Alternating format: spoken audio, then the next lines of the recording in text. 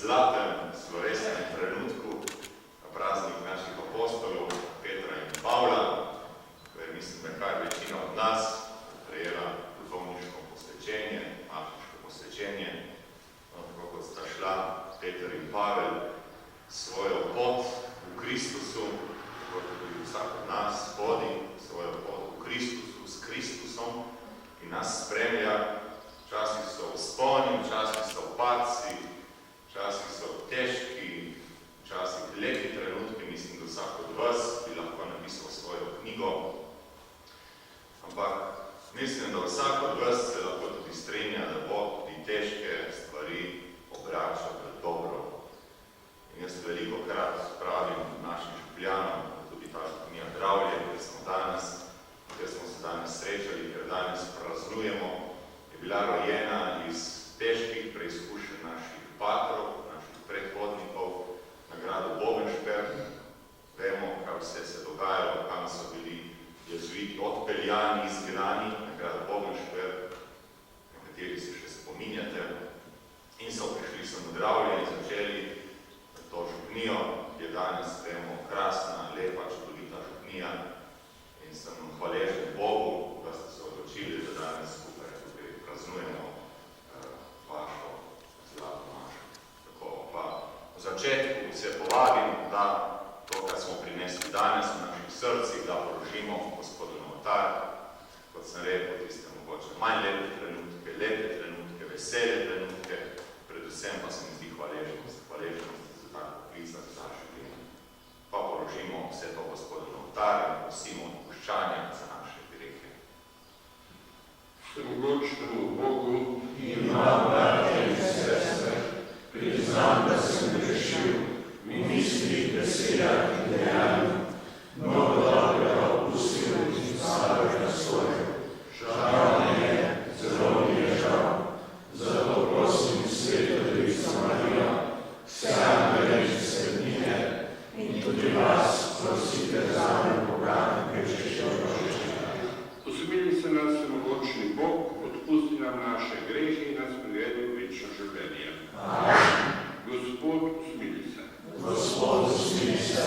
Kristus, usmili se. Kristus, usmili se. Gospod, usmili se. Gospod, usmili se. Slava Bogu na višavah. In na zemlji mir ljudem, ki so blage volje, hvalimo te, slavimo te, molimo te, poveličujemo te, zahvaljujemo se ti zaradi tvoje velike slave. Gospod Bog, nebeški kralj, Bog Oče vsemogočni, Gospod edinorođeni Sin, Jezus Kristus, Gospod Bog, Jahve Božje, Sin očetov, ki odjemlješ grehe sveta, usmili se nas, ki odjemlješ grehe sveta, spremi našo prošnjo, ki sediš na desnici očetovi, usmili se nas. Zakaj edino ti si sveti, edino ti Gospod, edino ti najvišji, Jezus Kristus, svetim Duhom, slavi Boga Očeta. Amen. Molimo, Gospod naš Bog, vsi veseli obhajamo praznik apostolov Petra in Pavla. Prosimo te, podpiraj svojo cerkev, da ostane popolnoma zvesta nauku, ki sta ga sveta apostola učila. To te prosimo po našem Gospodu Jezu Kristusu, tvojem Sinu, ki s teboj v čestu svetega Duha živi in kraljuje vekomaj. Amen.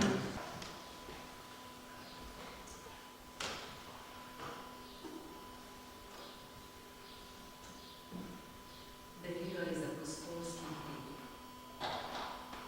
V tistem času je kralj Herod stegnil roko, da bi mučil nekatere izmed udov cerkve.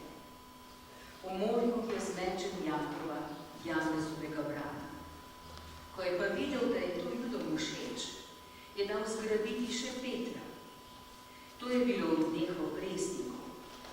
Ko ga je prijel, ga je vrgel v ječo in dal stražiti 4 četvericam vojakov, ker ga je hotel po veliki noči privesti pred ljudstvo.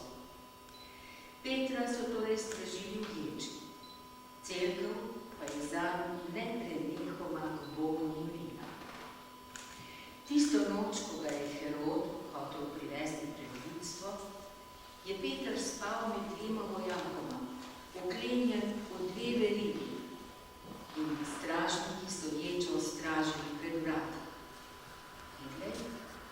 Vstopil je Gospodov angel in luč je zasvetila v ječi. Udaril je Petra v bok, ga zbudil in rekel: "Vstani hitro." In verige so mu padle z rok. Nato mu je angel rekel: "Opaši se in podveži si obutev." Storil je tako in rekel mu je: "Ogrni si plašč in pojdi za menoj." Odpravil se je in šel za njim. Pa ni vedel, da je res, kar se je godilo po angelu, ampak je mislil, da vidi prikazan. Šla sta mimo prve in druge straže in prišla do železnih vrat, ki držijo v mestu. Ta so se jima odprla sama od sebe. Ko sta prišla ven, sta prehodila eno ulico in hipoma je angel izginil. Tedaj se je Peter zavedel in rekel: "Zdaj vem zares, da je poslal Gospod svojega angela in me rešil iz Herodove roke in od vsega, kar je pričakovalo judovsko ljudstvo." Božja beseda. Bogu hvala. Angel Gospodov šotori okoli tistih, ki se ga bojijo. Angel Gospodov šotori okoli tistih, ki se ga bojijo. Slavil bom Gospoda vekomaj, njegova hvala bo vedno v mojih ustih. Z Gospodom naj se ponaša moja duša, naj slišijo ponižni in se veselijo. Angel Gospodov šotori okoli tistih, ki se ga bojijo. Poveličujte z menoj Gospoda in skupno slavimo njegovo ime. Iskal sem Gospoda in me je uslišal, ter me hotel vseh mojih strahov. Angel Gospodov šotori okoli tistih, ki se ga bojijo. Glejte nam, da se razveselite in da ne zardijo vaši obrazi. Glej, v Božic je klical in Gospod je slišal, iz njegove stiske ga je rešil. Angel Gospodov šotori okoli tistih, ki se ga bojijo. Angel Gospodov šotori okoli tistih, ki se ga boji, da jih otne. Pokusite in spoznajte, kako dober je Gospod, blago človeku, ki se k njemu zateka. Angel Gospodov šotori okoli tistih, ki se ga bojijo. Berilo iz drugega pisma apostola Pavla Timoteju. Preljubljeni, jaz se že darujem in čas moje razveze je blizu. Dober boj sem bojeval, tek dokončal, vero ohranil. Odslej mi je pripravljena krona pravica, ki mi jo bo dal oni dan Gospod, pravični sodnik, pa ne le meni, ampak tudi vsem, ki v ljubezni pričakujejo njegov prihod. Gospod mi je pomagal in mi dal moč, da bi se po meni oznanjevanje dopolnilo in bi ga slišali vsi narodi. Hotel me je lepo izživeti. Gospod me bo hotel iz vsakega hudega naklepa in rešil v svoje nebeško kraljestvo. Njemu slava vekomaj. Amen. To je Božja beseda. Bogu hvala.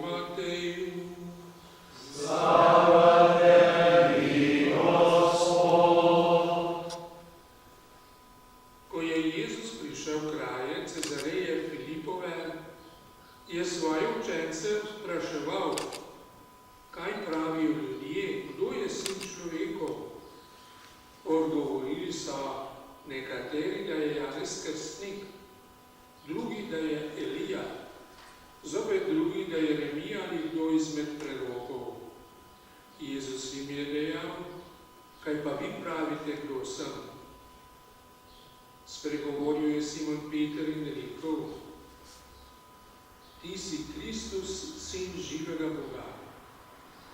Jezus mu je odgovoril: Blago ti, Simon, Jonov sin, kajti meso in kri ti nista tega razodela, ampak moj Oče, ki je v nebesih. Pa tudi jaz tebi povem, ti si Peter, skala, in na to skalo bom sezidal svojo cerkev, in peklenska vrata je ne bodo premagala. Dal ti bom ključe nebeškega kraljestva. Karkoli boš zavezal na zemlji, bo zavezano v nebesih. In karkoli boš razvezal na zemlji, bo razvezano v nebesih. Poslušali smo Kristusov evangelij. Hvala tebi, Kristus. Torej, vesel sem, da imam lahko kot predstojnik skupnosti Vedravlja danes to pridigo, ta nagovor. Namreč vsi trije zlatomašniki prihajajo iz naše skupnosti, na kar smo jezuiti iz naše skupnosti neizmerno ponosni, da vas imamo vse tri slovenske jezuitske zlatomašnike imamo v naši hiši. Zame, ki skupaj z vami živim, je to izjemno zanimiva izkušnja, zelo bogata izkušnja. In najprej je to izkušnja vaše velike različnosti, delovali ste popolnoma na različnih področjih, med sabo ste si izredno različni, pa vendar ste povezani med seboj.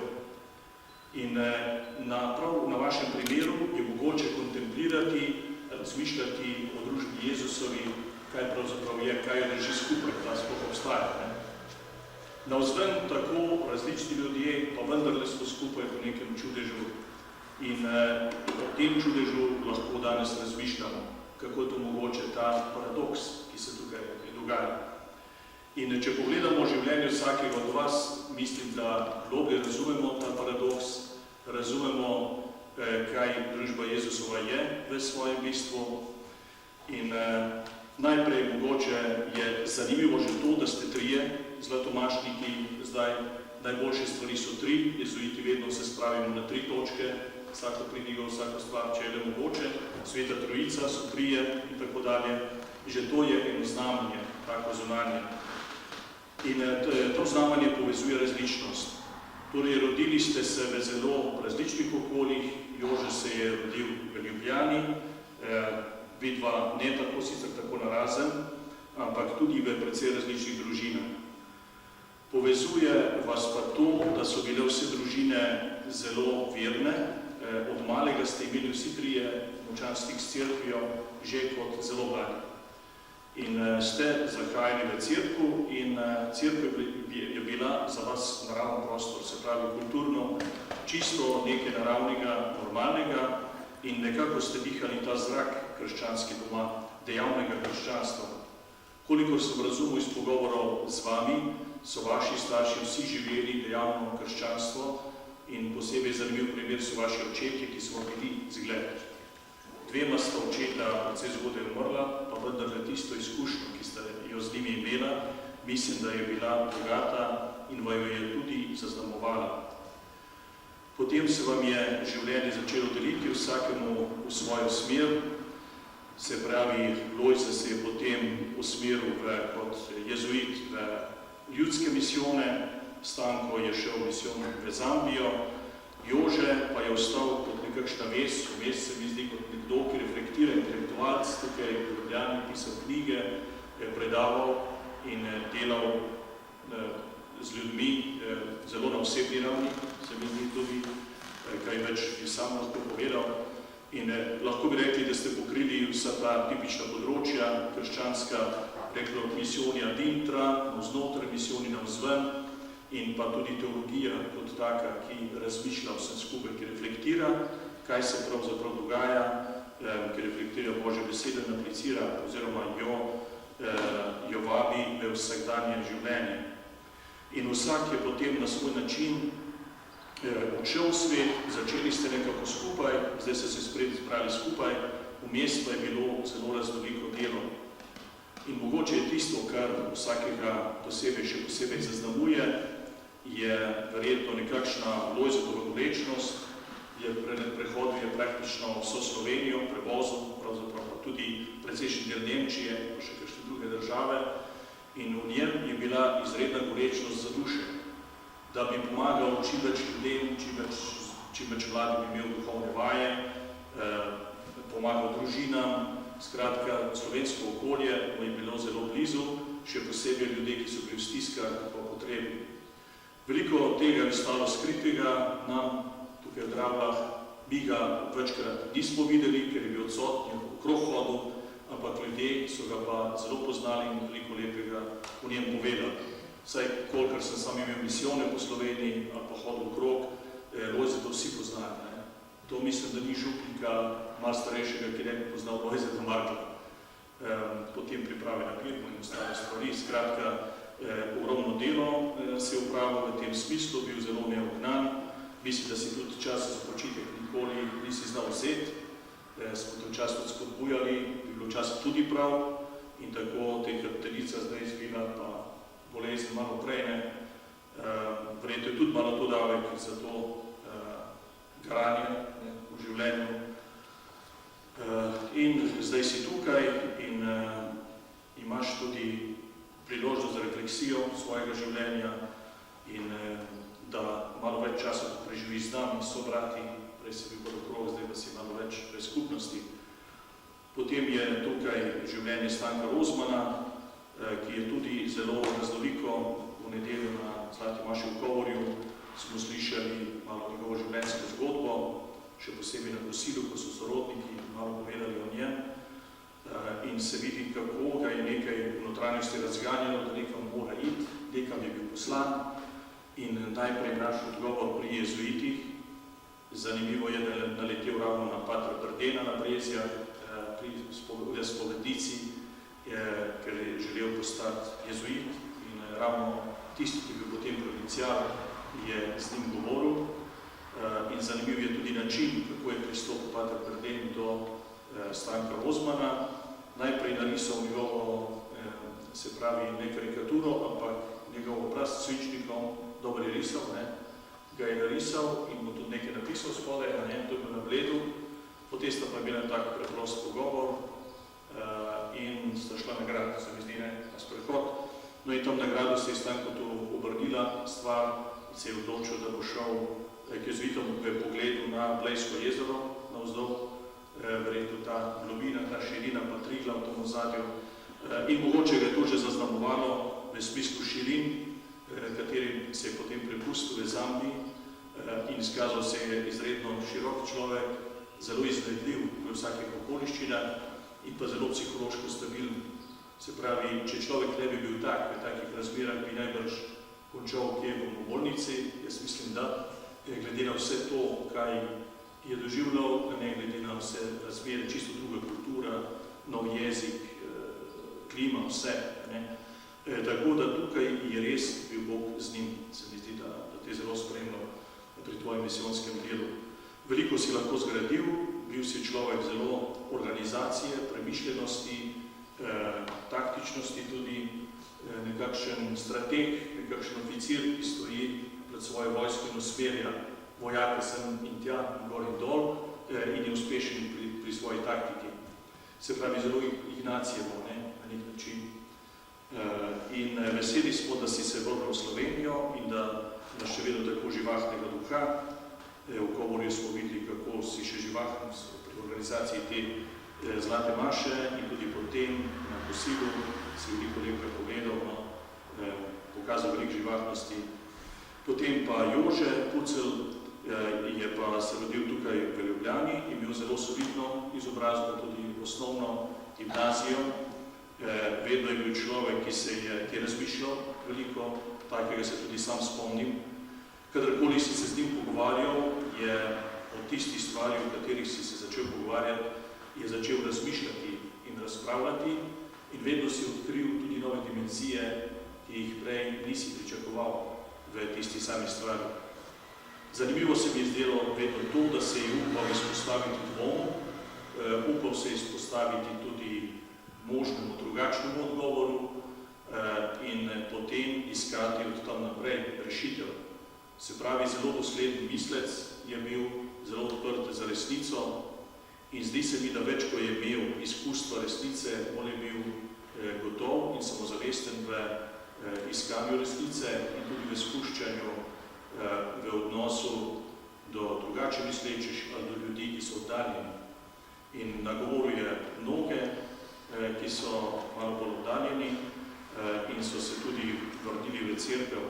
Tudi nekateri ljudje pomembni na pomembnih funkcijah v družbi je Jože imel z njimi stik. Vedno je deloval zelo diskretno, nikoli se mi zdi, se ni hotel preveč javno kazati ali pa izstopati. To mislim, da je imel zelo v spredju ta vidik ponižnosti. Tudi zdaj, ob Zlati maši, ni želel in velike slovesnosti, ampak tako v ožjem krogu, kot smo zdaj, ga tudi to zaznamuje, ta različnost. No in mislim, da mu je red lahko zelo hvaležen tudi za pomoč pri formaciji mladih jezuitov.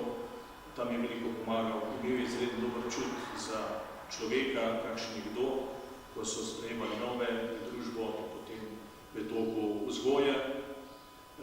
Če je včasih kakšen ni rad, včasih je Jože upozoril, tale pa ne bo, pa res pa ni bilo, da bomo vzeti kakšen primer.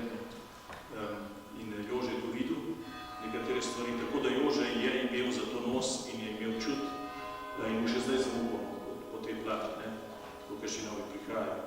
Torej, hvaležni smo vam za to raznolikost, vsake svoje delo zelo dobro dokončal in mislim, da je lepo, da ste se zdaj spet tukaj izbrali in da znate sobivati v različnosti.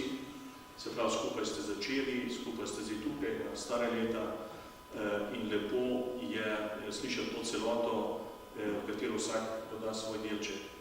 In lahko bi s Pavlom rekli, da ste dokončali svoj tek, da vas čaka venec slave zdaj, ampak vendarle ste še aktivni, vsi trije. Tako da, kakor vam še Bog da let, tudi mi prosimo, da bi čim več še po vas naredil na ljudeh, pa tudi med nami, samimi jezuiti. Naj vas res Bog živi še naprej, pa obljubljamo tudi molitev za vas, te, ki živimo z vami v skupnosti, pa verjetno tudi ostali jezuiti v provinciji. Amen.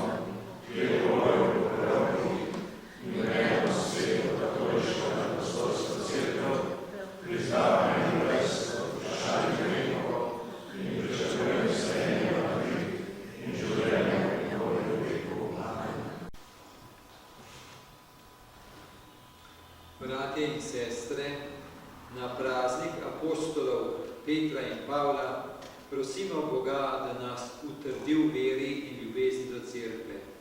Blagoslavljaj svetega očeta Frančiška in ga podpiraj pri njegovem služenju v cerkvi in svetu.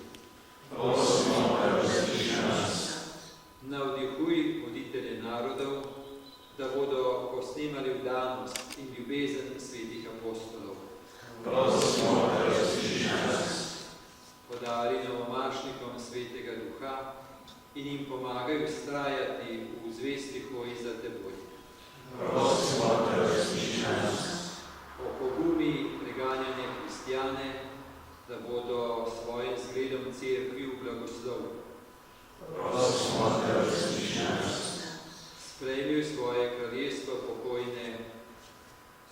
brate jezuite, pokojne naše domače, sorodnike in prijatelje, ki so pričevali zate.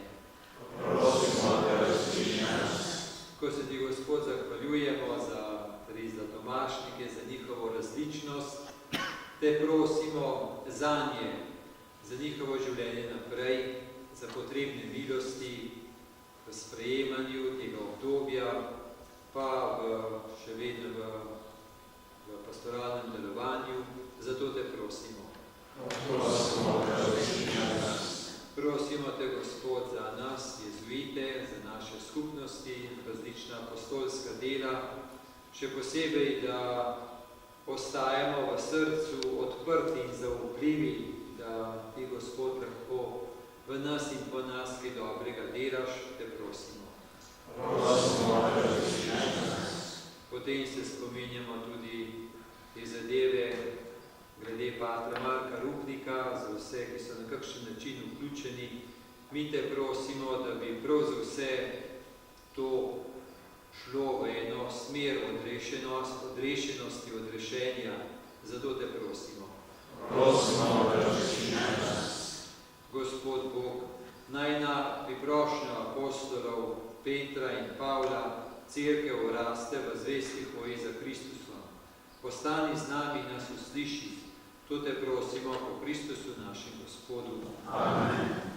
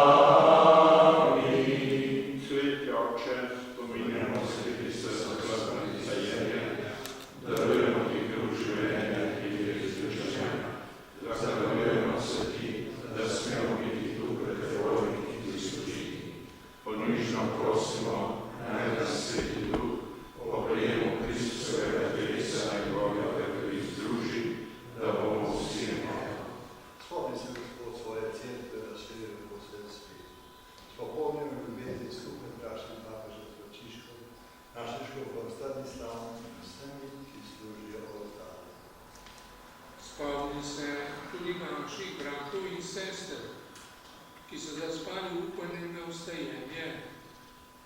Posebno ti priporočamo naše pokojne starše, sorodnike in dobrotnike, pa vse jezuite, ki so nam v življenju stali ob strani, nam bili zgled. Njim in vsem, ki so umrli v tvoji milosti, daj, da bodo gledali tvoje obličje. Prosimo te, usmili se nas vseh, da bomo v večnem življenju skupaj z Božjo Materjo Devico Marijo, svetim Jožefom, njenim možem, svetim Rokom, svetim Petrom in Pavlom, z ostalimi apostoli in vsemi svetimi, ki so živeli v tvoji ljubezni in te bomo hvalili in slavili o tvojem Sinu Jezusu Kristusu.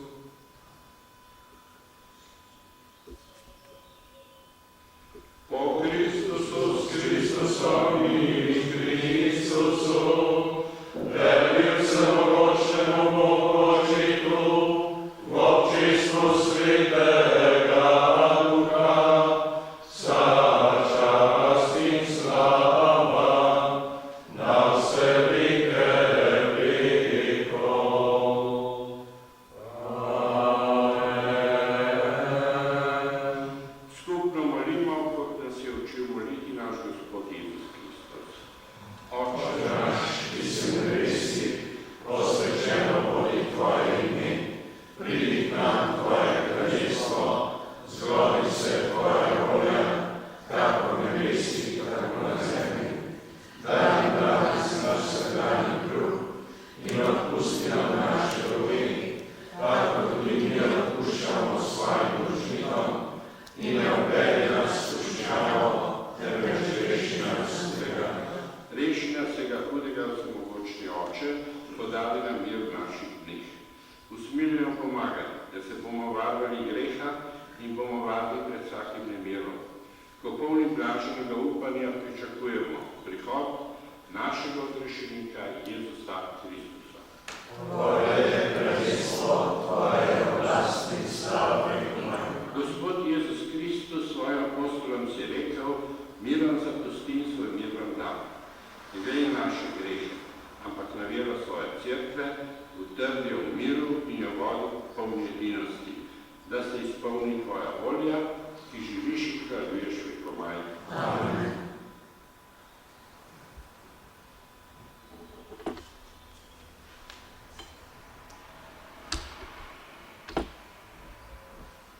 Po povzdigovanju smo izjavili, da oznanjamo tvojo smrt, Gospod, in tvoje vstajenje spričujemo, dokler ne prideš v slavi. No, ko je on stal, se je pa prikazal učencem še isto nedeljo zvečer in jih pozdravil, mir z vami, mir vam bodi.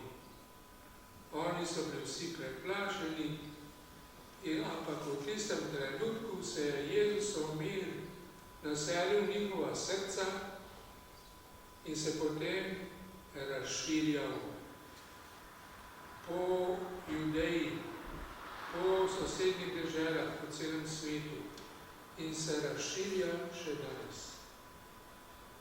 Ta mir je dosegal tudi naše prednike, ta mir je dosegal tudi naše sobrate jezuite, seveda tudi vse druge ljudi, ampak sedaj smo hvaležni svetu Ignaciju, da nas je poklical to družbo, v kateri delamo s Kristusom in za Kristusa in razširjamo Božji mir.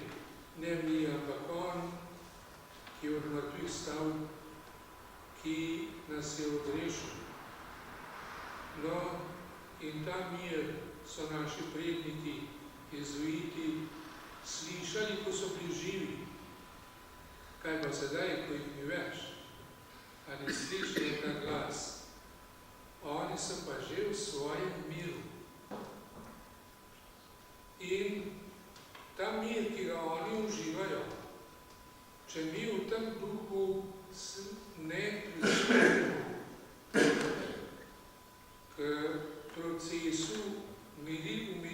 naših src in naših dežela, potem ne bomo uspešni, kajti šele ob smrti so oni srečali Boga. In oni so v tem miru, ampak ki so pa povezani z nami, nam pa lahko malo pomagajo. Tako da bomo v našem vsakdanjem življenju z Jezusovo pomočjo in z blagoslovom, torej tudi njegove matere, bomo ta mir živeli in dosegali vse bolj. In dosegli neko edinost, ki je bila velika želja našega Gospoda. Pa se v tem duhu, prostite, malo dolg sem bil, ampak, vidite, je bilo res. Ampak želim vam iz vsega srca Božjega miru, ki